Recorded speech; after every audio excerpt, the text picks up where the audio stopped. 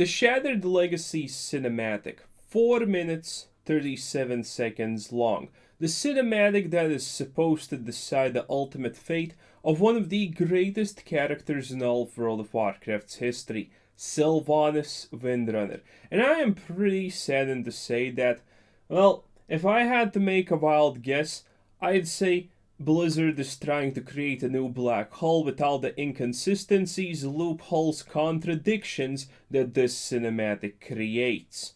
And with that being said, let's get into the cinematic. Sylvanas' soul has been fractured from the moment of her death until now. Keep this in mind what he just said, it will be very important later on. That her soul has been fractured from the moment of her death. Burn it! This was their home. And you slaughtered all of them! How could you take all those innocent lives? This was beyond life and death. There was no other path to true freedom. This is going to be the main thing that Blizzard is trying to hammer all the way home in this cinematic.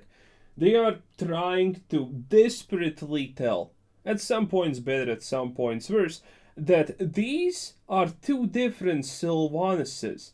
That the one that we have known for all this time, that the one that we have liked for all this time, is essentially a completely different person from the one you just saw, the one with the blue human eyes. By the way, keep in mind, elf eyes are not supposed to be as human eyes. They're supposed to glow a little bit at the bare minimum, but hers doesn't. But the main point is that there are two distinctively different Sylvanases, and one is not the same as the other. And at no point does anyone even try to deny this. It only gets established further and further throughout this whole cinematic that they are completely separate different entities, just so most likely Blizzard can decide, do they want to redeem her or do they not want to redeem her? Because they most likely have no idea how this is ending. How can you not see that? I see what you are. Murderer! Monster! Butcher! Why can I not escape this torment? The jailer has severed their bond and condemned her to endlessly relive.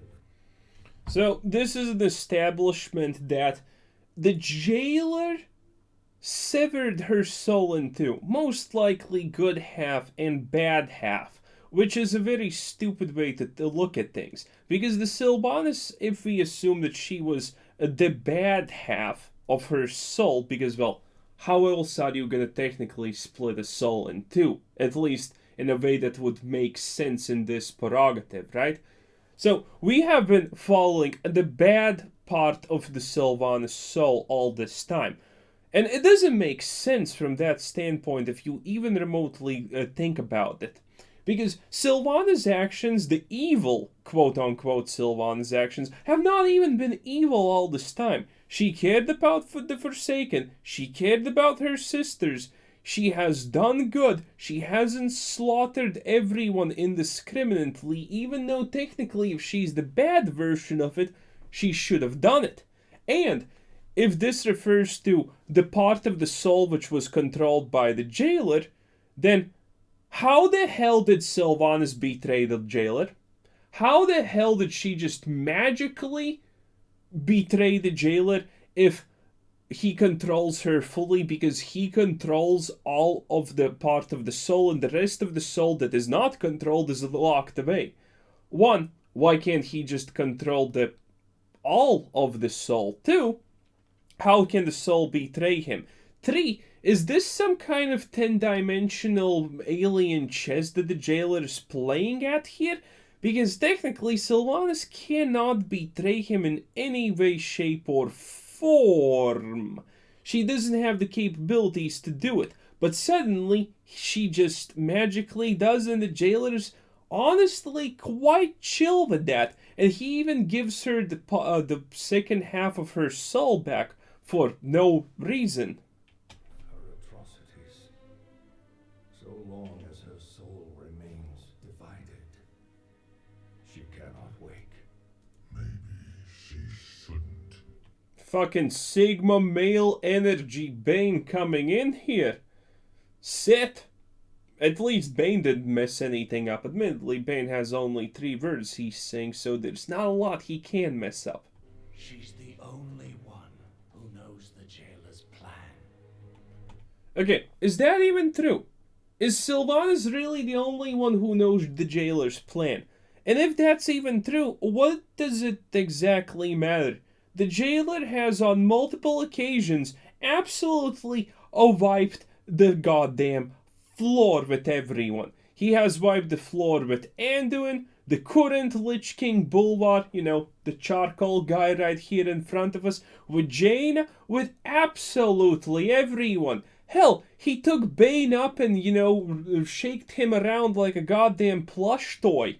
He doesn't care about any of them. He is just way too powerful. He is the God of World of Warcraft at the end of the day. That's a lot of God titles right there. So, what does it matter to even know his plan in the first place? Is there anything that can be done about the guy who has effortlessly wiped the floor with the heroes of Azeroth multiple times by now? Hell, people did not even actually win against Sylvanas in the raid cinematic ending. Technically, they didn't win. So that's one thing. They can't even beat Sylvanas, and now they need to beat the jailer. 2, doesn't the Primus know where the jailer is going? So what does it matter what his plan is? He needs to be stopped anyway. So technically knowing his plan doesn't exactly matter. All you need to do is catch him, and then the plan does not matter. So why do they even need the information in the first place?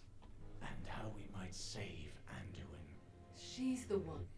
It doesn't matter saving Anduin. If you want to save Anduin, you must save Sylvanas, you must forgive Arthas and do all of those things. It doesn't matter that all 3 of them technically are currently on the exact same circumstances, but only Anduin is the good boy. Everyone else is just pure evil that needs to be punished.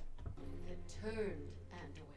Also, I'm pretty sure that Jaina doesn't exactly know that Sylvanas turned Anduin. Did Sylvanas technically even turn Anduin? I'm pretty sure at the end of the day you're gonna say it was the jailer who turned Anduin. Is Jaina just being an incoherent bitch for the sake of being an incoherent bitch? Jaina is right. How And Thrall's just simping. can we possibly trust her? Her wound runs so much deeper than mine. It's kind of a miracle that no one really noticed Sylvanas' wound. Also, I want you to pay attention to what happens here. So, what happens here is essentially, it makes absolutely no sense. If you want to be in each other's worlds, then you should probably touch each other's wounds. How the hell does Uther even know that he can enter her soul through a scar? Especially when their souls are technically intact now. How can he just enter her soul magically like that? Not to mention, why would he put her hand on his scar so she enters him? And why does only one Sylvanas enter in that case? Why doesn't the other one enter? It makes no sense! First of all, it makes no sense that he's not putting his hand on her scar. He probably didn't know that's even a thing. He most likely thought, I wonder do Forsaken have a pulse? And then he tried to check her pulse and, magically he was just too close to the scar and he started seeing some groovy visions of what Sylvanas is feeling and suddenly he has the idea. And this idea makes no sense, yet again.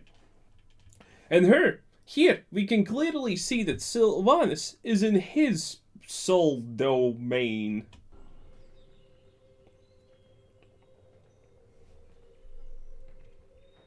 Well met, Ranger General.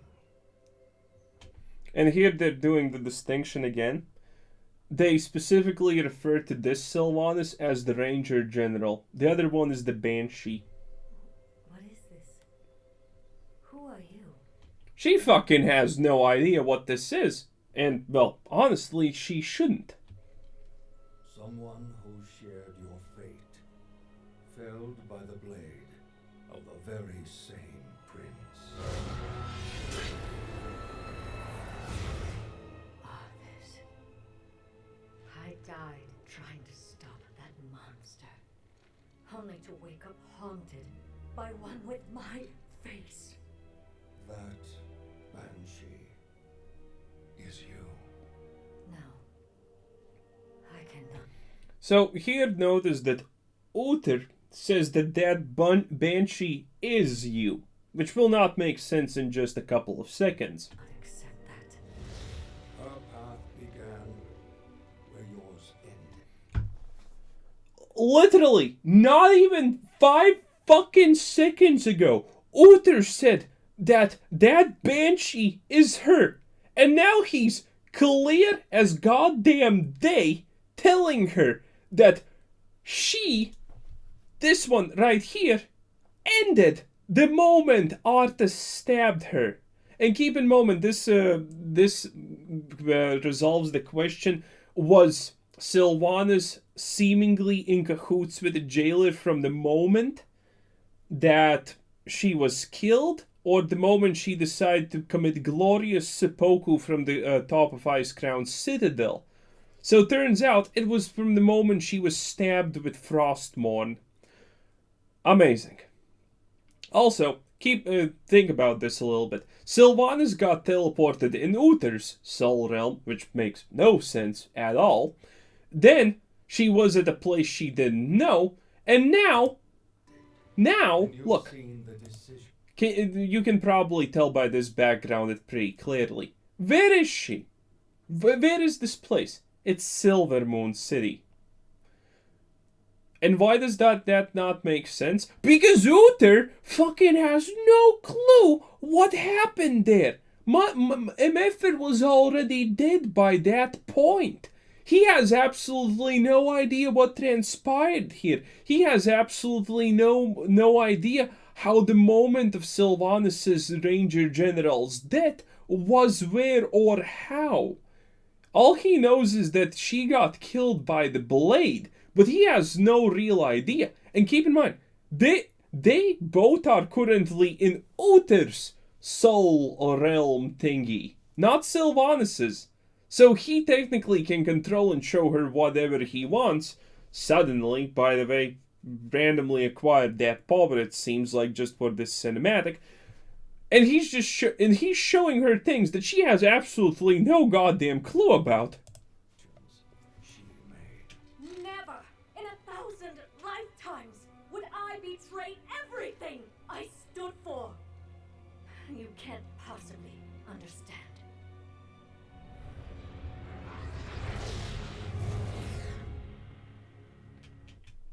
Look at that. That made so much fucking sense, I just literally can't. I can't out of 10. The jailer is deceptively cunning. When I realized I had become his pawn, it nearly destroyed me. He had no doubts it would destroy you as well. Was he right? Or would And look at this. This clearly shows that Uther is in command of what they're currently seeing. And now he shows the burning of Teldrassil. Which makes, again, no goddamn sense, because Uther has no goddamn clue that's a thing that happened. He doesn't know. He has no idea at all that even was a thing. will you accept her shattered legacy and tell us how Her crimes are unforgivable. And again, hammering home the fact that Sylvanas Banshee Queen is a completely separate entity from Sylvanas Ranger General. Good job, Blizzard. That's what happens when you have no idea how to end the story. I wouldn't be surprised if everyone writing for Blizzard currently were just trying to finish this shit show as fast as humanly possible so they can think about how to ruin the next expansion. Yes. And she... I must face the consequences. We cannot change the past. This is a fun one. There's a whole expansion about changing the past. And we may never find forgiveness in the future. I'm pretty sure there was a whole book about finding forgiveness in the future. Those are the two worst sentences that you could say. There's no changing the past. There's a whole fucking Dragonflight about changing the past. There's a whole expansion about changing the past. There's so much about finding forgiveness and redemption, it's absolutely insane. But here they're saying just, nah. Sylvanas, you have noted that it makes so little sense. Which makes it clear that the fate of Sylvanas Windrunner will be absolute garbage. Either it's gonna be a very shitty redemption arc, or it's gonna be a very shitty sacrifice arc. But inaction damns us all. Time is short, Ranger General. Make your choice.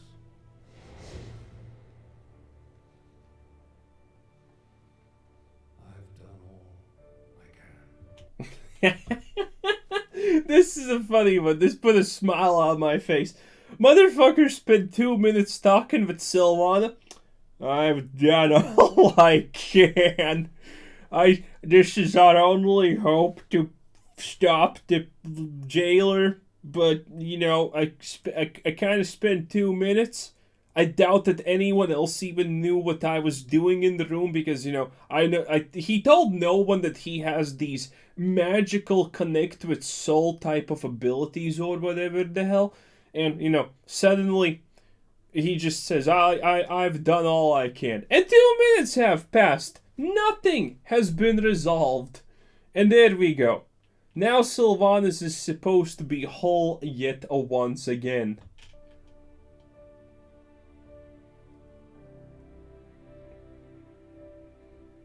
And this is a pretty interesting callback to the point where Vol'jin died and Sylvanas was laying there. I have no idea what the hell is supposed to be the symbolic meaning behind that.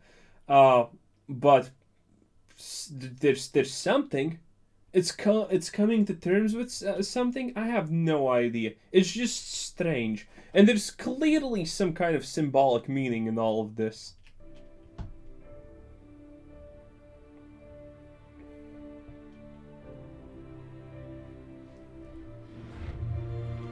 And there we have it. The good Sylvanas is back. Which absolutely makes...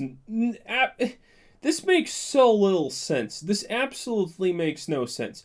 So, Sylvanas' soul was torn in half, right? So that implies that there's a bad part and there's a good part. But now, and they're represented kind of by the different eyes. This one's the blue elf, a high elf type of eye. And the other one was, well, Sylvanas' eye. The evil one. The one that was seemingly controlled by the jailer, not controlled by the jailer at the same time. It makes absolutely no sense. What coming to terms does she have to do if now the one that is supposed to be the good one just randomly is in control? Why would they not trust this Sylvanas if it's clearly stated that they are two different distinguishable entities? How can you even judge this one in that case for the sins of the other if it's two completely different things? But Anduin, the golden boy, for some reason needs to be forgiven, needs to be given a chance and all of that jazz, while Arthas is an unredeemable asshole, and Sylvanas is an unredeemable asshole. In a place where the past is always the past and cannot be changed, but again, there's an expansion about changing the past, which makes that super ironic. None of this, at a single point ever, made absolutely any sense.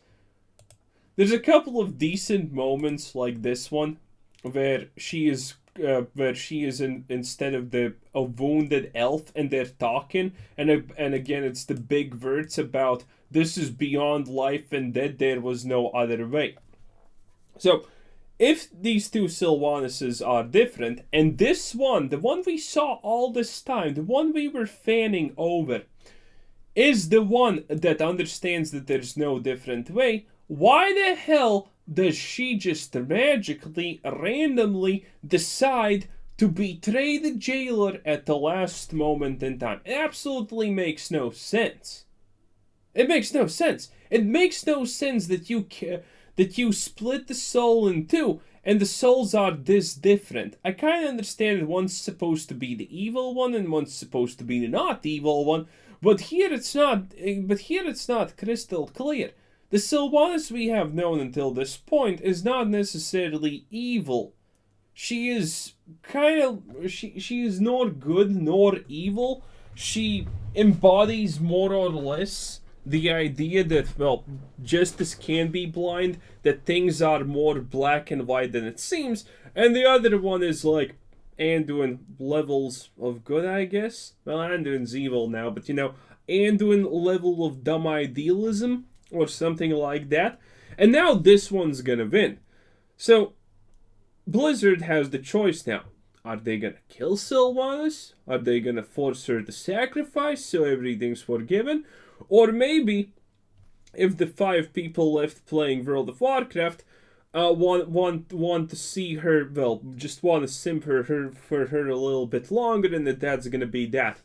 Also, considering these Sylvanases are so unanimously 100% different, this one was for the Forsaken. She did a lot of things in the name of the Forsaken for her own people.